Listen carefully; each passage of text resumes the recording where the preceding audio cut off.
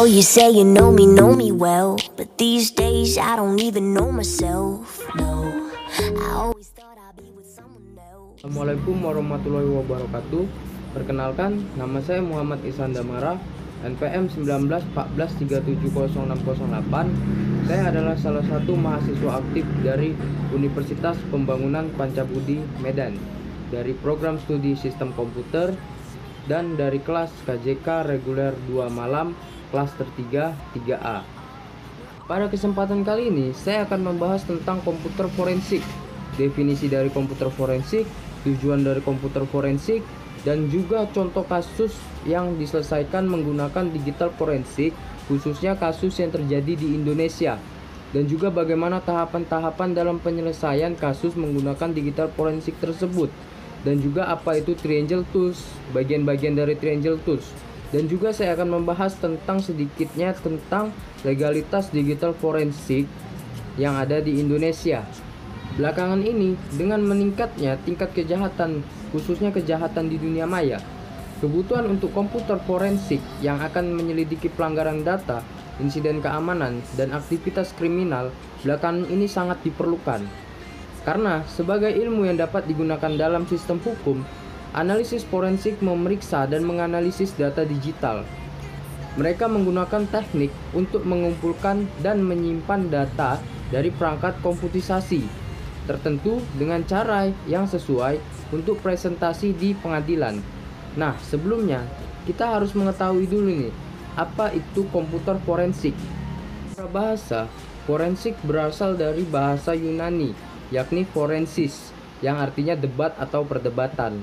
Sedangkan menurut istilah, forensik ialah salah satu bidang ilmu pengetahuan yang digunakan untuk membantu menegakkan proses keadilan melalui proses penerapan ilmu atau sains. Nah, komputer forensik dapat kita simpulkan artinya adalah teknik untuk melakukan penyelidikan atau investigasi beserta analisis untuk mengumpulkan dan memberikan bukti-bukti berupa data yang berada di sebuah komputer dalam relevansinya dengan persoalan hukum yang tengah diselidiki. Nah, setelah kita mengetahui apa itu komputer forensik, kita juga harus mengetahui apa tujuan dari komputer forensik tersebut. Nah, salah satu tujuan dari komputer forensik tersebut adalah melakukan suatu penyelidikan terstruktur dan sistematis di dalam pencarian bukti-bukti kasus tersebut.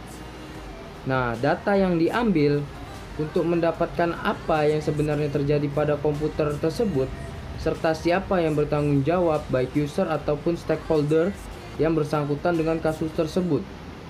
Selanjutnya kita akan bahas salah satu contoh kasus yang diselesaikan oleh digital forensik. Kita bisa ambil contoh dari kasus pengeboman bom bunuh diri, ya, kita bisa sebut bom bunuh diri. Dari penyelidikan beberapa ahli digital forensik, mereka dapat menyimpulkan dan mendapatkan fakta bahwa pada tanggal 29 September 2009, Kepolisian Republik Indonesia akhirnya membedah isi laptop Nurdin M. Top yang ditemukan dalam penggerebekan di Solo. Dalam temuan tersebut, akhirnya terungkap video rekaman kedua pengantin dalam ledakan bom di Mega Kuningan, yaitu Dani dan Dwi Permana dan Nana Iswan Maulana. Sekitar 3 minggu sebelum peledakan, Dani Dwi Permana dan Nana Iswan Permana pada video tersebut setidaknya melakukan field tracking sebanyak 2 kali ke lokasi, yaitu JW Marriott dan Ritz-Carlton yang terletak di daerah elit di mana banyak embasi di sini, yaitu letaknya di Mega Kuningan.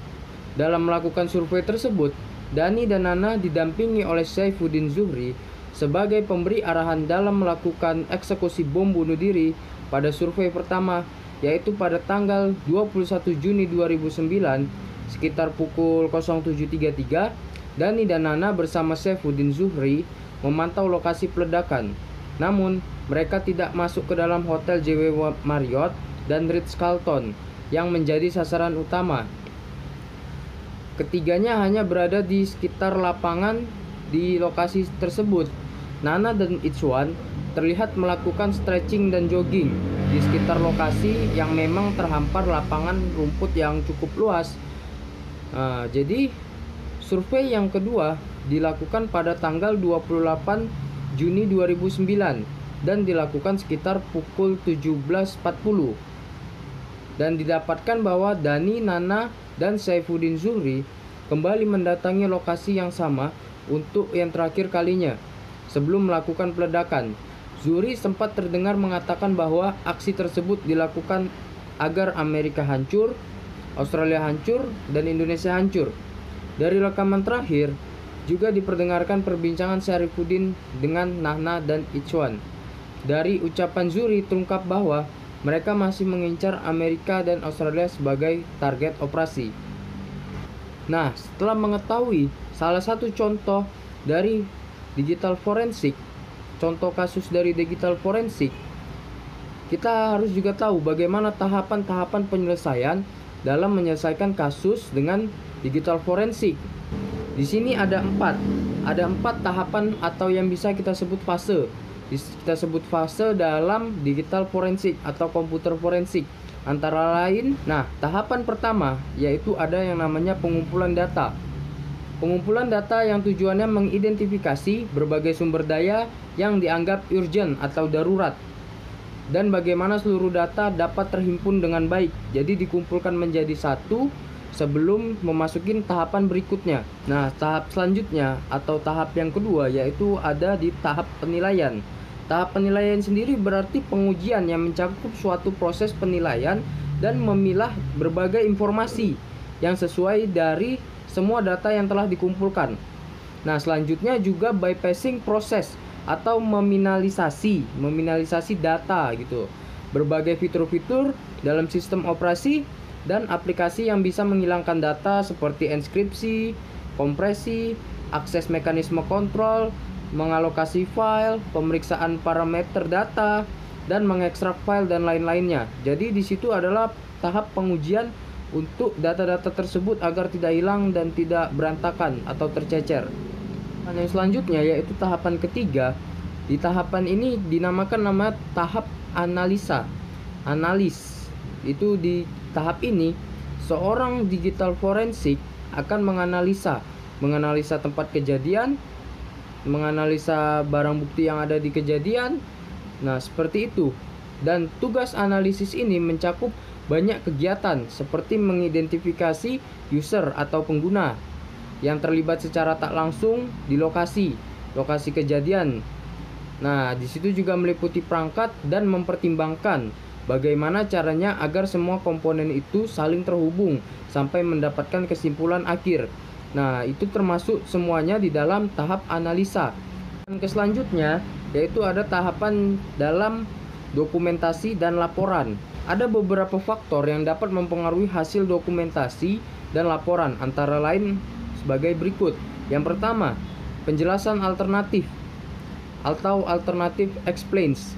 Seorang analis pada dasarnya harus mampu menggunakan pendekatan yang berupa metode menyetujui ataupun menolak setiap penjelasan dari sebuah kasus atau perkara yang terjadi. Yang kedua, ada pertimbangan pemilik atau audience consideration, yaitu menyediakan data ataupun informasi kepada audiens yang sangat berguna dan diperlukan. Dalam sebuah kasus yang melibatkan sejumlah aturan, sangat dibutuhkan laporan yang spesifik dengan informasi data yang dikumpulkan. Selain itu juga sangat dibutuhkan kopian dari setiap fakta yang diperoleh, karena ini dapat menjadikan pertimbangan yang sangat beralasan. Kita mengetahui tahapan contoh kasus dari digital forensik dan bagaimana penyelesaian dari kasus tersebut, dalam benak kita juga pasti bertanya, mengapa harus ada digital forensik? Mengapa harus ada digital forensik dan apa pentingnya sih digital forensik ini? Nah, pentingnya digital forensik dilakukan agar dapat memecahkan suatu kasus yang sedang terjadi.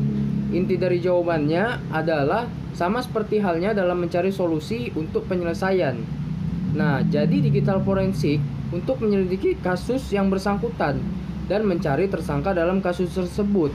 Digital forensik ini diperlukan karena biasanya data di perangkat target dikunci, dihapus atau dihilangkan jejaknya, atau bisa juga disembunyikan. Nah, dengan menggunakan metode komputer forensik, kita dapat mengumpulkan, menganalisa, dan membuat pelaporan data digital, karena investigasi forensik digital memiliki penerapan yang sangat beragam. Pentingnya digital forensik juga karena dengan digital forensik mereka tidak perlu berkunjung ke resort itu untuk memastikan kebenaran, dan dengan bukti digital mereka juga sulit mengelak. Seperti yang sering orang ucapkan, jejak digital itu kejam.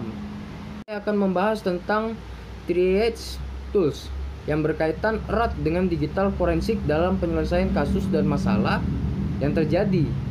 Untuk membahas tentang triage tool, kita harus tahu dulu dan mengetahui apa itu triage forensik. Nah, triage forensik tersebut adalah suatu praktek mencari komputer di lapangan yang bisa diprioritaskan sebagai bahan dalam penyelidikan.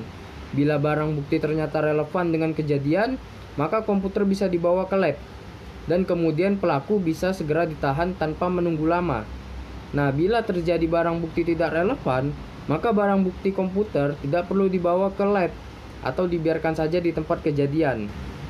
Nah, salah satu tools yang digunakan pada triage forensik yaitu ada yang namanya Live Digital Forensic Tools yang digunakan untuk pengumpulan bukti digital dan investigasi kegiatan berbahaya yang terjadi pada sistem mandiri atau jaringan. Data yang berada pada komputer atau perangkat IT dikumpulkan pada langkah pertama atau evidence collecting. Data yang dikumpulkan mungkin dalam bentuk pesan, log atau email, dan lain-lainnya. Kemudian log analisis hasil identifikasi bagian dari sistem yang terinfeksi oleh malware atau cyber attack. Nah, setelah bit by bit analisis, isi memori dilakukan dengan metode hardware dan software. Suatu identifikasi sistem hardware yang menginfeksi drive dan menyimpan ke dalam memori yang biasanya mengubah keadaan dari konten dan memori. Selanjutnya, analisis memori dapat dilakukan dengan menggunakan metode software. Nah, beberapa tools yang umum digunakan untuk live digital forensics yaitu yang pertama, ada yang namanya AIR atau Automate Image and Restore. Yang kedua ada AutoSpy, yang ketiga ada SMART, yang keempat ada DEF atau Digital Evidence Forensic Tool. Yang kelima ada IEF atau Internet Evidence Finder. Yang keenam ada FTK atau Forensic Toolkit. Yang ketujuh ada DFF atau Digital Forensic Framework. Yang ke-8 ada OS Forensics, yang ke-9 ada Wireshark, yang ke-10 ada Network Miner, dan yang ke-11 ada Hashkeeper. Nah, perubahan dari isi memori tidak dapat dihindari saat melakukan analisis forensik secara live untuk mengumpulkan bukti-buktinya, sehingga tools forensik canggih tidak hanya dituntut untuk mengumpulkan dan menganalisis data, tetapi juga perlu menyelesaikan setiap ambiguitas atau konflik yang muncul karena analisis yang dilakukan. Nah, legalitas digital forensik yang berlaku di negara kita sesuai hukum dan aturan yang berlaku, praktik digital forensik harus dilakukan dengan prosedur yang benar karena akan mempengaruhi hasil keputusan pengadilan. Digital forensik tidak hanya digunakan sebagai bukti, tetapi juga memastikan siapa yang melakukan, siapa yang mengonfirmasi alibi setiap pihak-pihak yang terlibat dalam suatu kasus. Oleh karena itu, pertimbangan aspek legal dan etis terhadap praktik digital forensik perlu diselenggarakan agar menjadi panduan yang dapat dipatuhi oleh praktisi. Nah, berkaitan tentang hal di atas, selanjutnya saya akan membahas mengenai tentang kelegalitasan pada digital forensik. Komputer forensik merupakan suatu cabang forensik yang memerlukan keahlian khusus dalam mencari, mengumpulkan, dan menganalisis data, yaitu yang berupa bukti elektronik untuk kepentingan di dalam peradilan. Nah, di dalam pasal 5 ayat 1 Undang-Undang Informasi dan Transaksi Elektronik mengatur bahwa alat bukti elektronik yang sah yaitu informasi elektronik dan atau dokumen elektronik dan atau hasil cetaknya.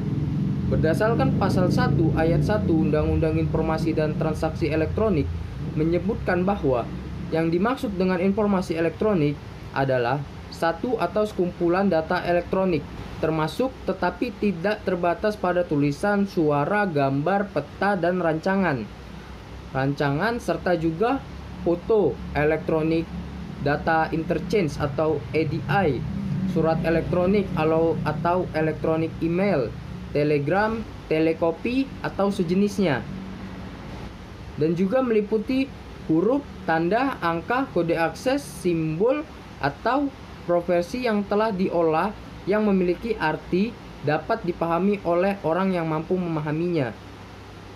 Sedangkan yang dimaksud dengan dokumen elektronik pada pasal 1 ayat 4 Undang-Undang Informasi dan Transaksi Elektronik, yaitu setiap informasi elektronik yang dibuat, diteruskan, dikirimkan, diterima, atau disimpan dalam bentuk digital, analog, elektromagnetik, optikal, atau sejenisnya yang dapat dilihat, ditampilkan, dan atau didengar melalui komputer atau elektronik, termasuk tetapi tidak terbatas pada tulisan, suara, gambar, peta, rancangan, foto, atau sejenisnya, huruf, angka, tanda baca, kode akses, simbol, atau perforasi yang memiliki makna atau arti atau dapat dipahami oleh orang yang mampu memahaminya. Bahkan di dalam Kitab Undang-Undang Hukum Acara Pidana di Indonesia yang diundangkan di dalam Undang-Undang Nomor 8 Tahun 1981 tentang Kitab Undang-Undang Hukum Acara Pidana di Indonesia hanya menerangkan mengenai prosedur atau legalitas seorang ahli kedokteran forensik dan tidak menyebutkan mengenai prosedur atau legalitas seorang ahli digital forensik. Nah, sekianlah presentasi dari saya mengenai tentang apa itu komputer forensik, serta tujuan dan bagaimana tahapan penyelesaiannya, contoh kasus, dan tentang triangle tools, dan bagaimana kelegalitasan digital forensik yang ada di Indonesia saat ini. Lebih dan kurangnya saya mohon maaf jika ada kesalahan kata atau ada sedikit yang salah dalam penyampaian informasi yang saya berikan. Mohon dibantu koreksinya. Lebih dan kurangnya saya ucapkan terima kasih. Assalamualaikum warahmatullahi wabarakatuh. Selamat siang, selamat malam, dan selamat sore.